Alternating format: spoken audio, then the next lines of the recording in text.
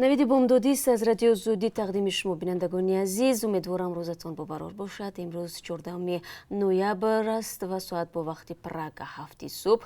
من اومده هستم که خبرهای تاجیکستان و جهان را برای شما برسانم و قبل از این میگم سپاس که صبح خود را با ما آغاز میکنید و من چون همیشه شروع میکنم از وضع باد و هوا. در پراگ که همین حالا من از اینجا با شما صحبت دارم، هوای ابری در نظر است و احتمال میرود که گرمی به 6 درجه برسد. در مسکو امروز روزانه ابری و گرمی 7 درجه خواهد بود. در پایتخت تاجیکستان هوا بی غبار و حرارت به 17 درجه برابر می شود. وزارت کارهای خارجی یا دپارتمنت دولتی امریکا تاجیکستان را به دلیل تروریسم و بی‌خطری سیاحان به قطار دولت‌های شامل کرد که شهروندانش هنگام سفر به این کشورها باید نهایت احتیاط کنند. این آگاهی روز 13 نوامبر پس از یک هفته حمله مرگبار به دیدبانگاه مرزی اشقاباد در ناحیه رودکی نشر شد. در آگاهی از شهروندان امریکا خواستند که از حضور در جای‌های سیرادن و استفاده از نقلیات جمعیتی تاجیکستان خودداری کنند تا از حمله‌های احتمالی امین باشند. مقامات تاجیکستان خطر تروریسم و افراطگرایی را در کشور رد نمی‌کنند، اما بارها گفتند که برای مقابله با آن جداً آماده هستند.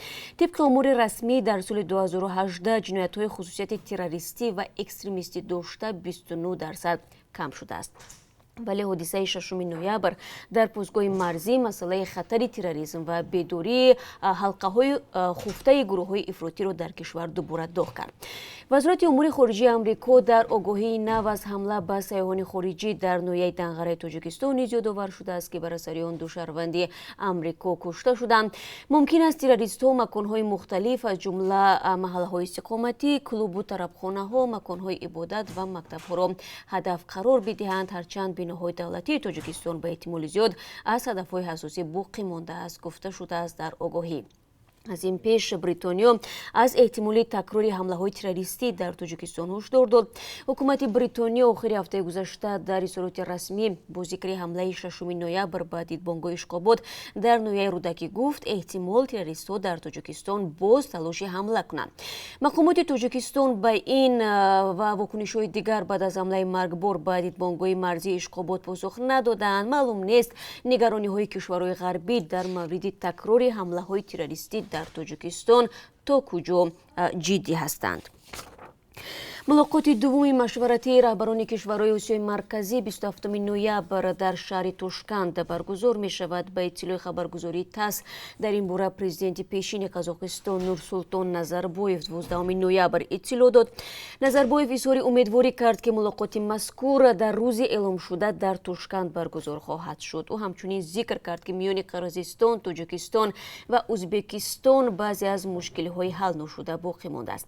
زد و خوردها رخ داده آدمان کشته می شوند افزود وی. یادرس می شویم پرزیدنت ازبکستان شوکت میرزیویف ماه سپتامبر سال 2017 هنگام سخنرانی در جلسه مجمع عمومی سازمان ملل متحد بار نخست پیشنهاد کرد که ملاقات غیر رسمی رهبران کشورهای آسیای مرکزی برگزار کرده شود. ملاقات یکم مشورتی رهبران کشورهای آسیای مرکزی ماه مارس سال 2018 در پایتخت قزاقستان برپا شد. ماه ایول سال روان در وزارت امور خارجه ازبکستان اطلاع دادند که ملاقات دوم تیر ماه امسال در توشکند صورت میگیرد. رئیست وزارت کارهای داخلی بیشکک از قتل یک شهروند 30 ساله تاجیکستان خبر می‌دهد. در کشتار او یک زاده دیگری تاجیکستان متهم و بازداشت شده است. به قول این منبع کشتار صبح 12 نوامبر در بازار کربین شهر بیشکک رخ داده است. میان این 2 شهروند تاجیکستان در زمینه قرض، جنجال و زن و زنی سر می‌زند. در این بین یکی از آنها به قفس سینه دیگری با کارد ضربه می‌زند و او را به هلاکت می‌رساند. مقامات انتظامی بیشکک از روی این حادثه با مدعی کشتار پرونده باز کرده تفتیش آغاز یافته است. دادگاه عالی تاجیکستان در قلمرو این کشور 30 سامانه و صحیفه‌های مربوط به پیمان ملی ائتلاف سازمان‌های مخالفین در خارج را بسته است. قرار دادگاه روز 12 نوامبر نشر شد و روی خط از صحیفه بگی دیگه تا آزاداندیشان و کیمیای سعادت را در بر می‌گیرد. مخالفین به این تصمیم دادگاه هنوز واکنش نکردند. بستن این گروه سامانه‌های اینترنتی در حالی است که دادگاه عالی تاجیکستان روز 11 اکتبر پیمان ملی سازمان تروریستی و اکستریمیستی اعتراف کرد. به قول مقامات فعالیت آن در قلمرو کشور از 15 آگوست امسال ممنوع است. مسئولان پیمان ملی تاجیکستان روز 15 اکتبر امسال در بیانیه رسمی حلنامه دادگاه عالی را حیرت انگیز و غیر کانستیتوسیونی خواندند. آنها گفتند نه تنها این امکان برایشان داده نشد که با وکیل خود در مرافعه‌ای که پرونده‌اش در آن محاکمه شده است اشتراک کنند، بلکه حتی پیش از قبول این قرار هیچ خبری درباره آن نداشت. دادگاه عالی تاجیکستان تا به حال سبب افراطی و تروریستی اعلام کردن پیمان را توضیح نداده است، اما در گذشته مقامات و رسانه‌های دولتی تاجیکستان بارها پیمان ملی را وارث حزبی در کشور ممنوع نهضت اسلامی دانستند که فعالیتش از سال 2015 باز ممنوع می باشد. پیمان ملی تاجیکستان که ماه سپتامبر سال 2018 در خارج تأسیس یافت از انجمن آزاداندیشان تاجیک، جنبش اصلاحات و رشد، اساسیه مهاجران آسیای مرکزی و حزب در تاجیکستان ممنوع نهضت اسلامی تشکیل یافته است. دادگاه عالی تاجیکستان حزب نهضت اسلامی را سال 2015 ممنوع و تروریستی اعلام کرد. رهبریت حزب که در خارج قرار دارد آن را رد می‌کند. اکنون از خبری خارجی میگیم، ولی بازم برمیگردیم به خبرهای تاجیکستان و امیدواریم ما رو تا آخری صحبت همراهی میکنید، چون در آخری صحبت من چون همیشه از قربی اسعار خارجی برای امروز یادآور خواهم شد. امریکا و ترکیه با نمایندگان سینات امکان ادامه استحصال مشترک هواپیماهای جنگی آمریکایی F-35 را بررسی کردند. در این باره پرزیدنت آمریکا دونالد ترامپ در نشست خبری پس از گفتگو با همتای ترکش رجب اردوغان اطلاع داد. ترامپ در مورد تقدیر منبع استحصال مشترک ضربه‌زن‌ها گفت برای ادامه همکاری‌ها در این زمینه گزینه‌های گوناگون موجودند. بر اساس پیش‌بینی‌های من ما چاره‌جویی خواهیم کرد، اظهار داشت پرزیدنت آمریکا. دونالد ترامپ همچنین گفت که در گفتگو با اردوغان مسئله خریداری نظام موشکی روسی S-400 از سوی ترکیه مطرح گردید. با گفته او جانب‌ها برای بررسی آن آماده‌اند و پرزیدنت آمریکا اطلاع داد که دو کشور تصمیم دارند همکاری‌های تجاری را افزایش بدهند. ترامپ پیش از گفتگو با اردوغان اظهار داشته بود که در حال حاضر حجم تبادل کالا میان دو کشور تا به 20 میلیارد دلار رسیده است. انتظار می‌رود آن تا به 100 میلیارد دلار رسانیده شود.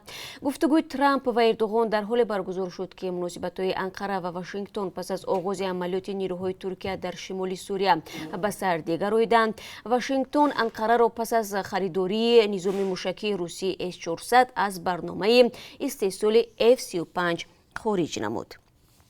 پرزیدنت مالدووا ایگور دادون یکی از مشاورانش را به مقام سروزیر کشور پیشبری کرده است. روز چهارشنبه سروزیر رو به اروپای مالدووا مایا ساندو اعتمادی قانونگذاران این کشور را از دست داد.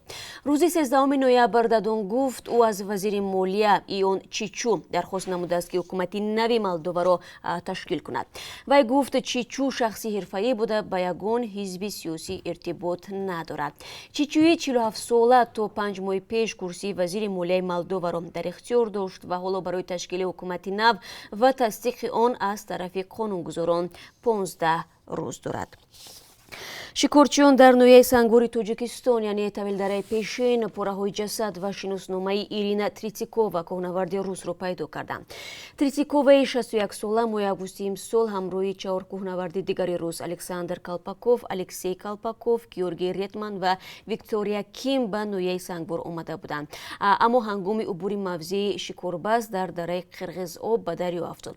کارمندان کمیته حالتهای فوق‌العاده تاجیکستان از 20 آگوست امسال تا این جانب در جستجوی جسد این کوهنورد روس قرار داشتند. تیمور اسماتوف مالکی یک شکارگاه در نویه سنگوار دیروز به رادیو آزادی گفت همکاران او در موضع به همایی شخوبی قرغزاب و انجاب و غرماب که رود خنگاب را به وجود می‌آورند بازمانده های جسد و موی سر را پیدا کردند. ما را به جای حادثه دعوت نمودند. وقتی رفتیم برخالته یافتیم در داخل شناسنامه ایرینا تریتیکووا و کارت بانکی بیش از 16,000 روبل روسی و $200 بود. زود به کارمندان شعبه امور داخلی خبر دادیم و آنها آمده تشخیص کردند و برای تشخیص DNK مواد گرفتن نقل کرد و مقامات گفتند نتیجه تشخیص را انتظارند. اسماتوف میگوید دریا جسد را تقریبا 2 کیلومتر پایین‌تر برده به ساحل هوا داده است، اما در این فرصت حیوانات وحشی به احتمال زیاد خرس‌ها جسد را خوردند و از آن قسمت موی و پارچه‌های الوهیده و استخوان مانده است و بس. صحبت ما گفت این موضع از محل سکونت مردم خیلی دور جایگیر است و نزدیکترین دهه به این جو روستای ارزینگی سنگبر می باشد. برای فتح قلعه‌ها کوهنوردان از خارج زیاد به تاجیکستان میآیند و گاهی این سفر تبری میبینیم با فوجیه می انجامد. و یک خبر ورزشی نیز هست. بازی دور پنجم مرحله انتخابی قهرمانی جهان 2022 در گروه F میان تیم‌های ملی میانمار و تاجیکستان امروز در ماندالای آغاز می‌یابد. با اطلاع فدراسیون فوتبال تاجیکستان، فوتبالبازان تاجیک شام سه‌شنبه با رهبری سرمربی عثمان توشف تمرین کردند. به هیئت دسته منتخب تاجیکستان 23 بازیگر داخل است که 7 نفرشان لیگیونر میباشند. بازی دور پنجم مرحله انتخابی قهرمانی جهان 2022 در گروه F میان تیم‌های ملی میانمار و تاجیکستان را حکمان از سوریه تحت سربری داوری فیفا مسعود توفیلی داوری میکنند. یادآور میشویم منتخب ژاپن که با 9 امتیاز در جدول گروه F مقام اول را کسب نموده است، داوطلبی اساسی برای دریافت راهخط به مرحله سوم مسابقات میباشد. دسته‌های منتخب قرقیزستان و تاجیکستان 6 امتیازی گرفتند. با در نظر داشت تناسب بهتری توپ‌ها منتخب قرقیزستان در جای دوم و منتخب تاجیکستان در جای سوم قرار دارند. در مرحله دوم انتخابی قهرمانی جهان 2022 همگی 40 دسته شرکت دارد. 8 غالب گروه و 4 دسته نشاندادهایش خوبتری جایهای دوم به مرحله سوم انتخابی قهرمانی جهان 2022 راه پیدا میکنند. اینچنین صاحب راهخطها به جام آسیا 2023 میشوند.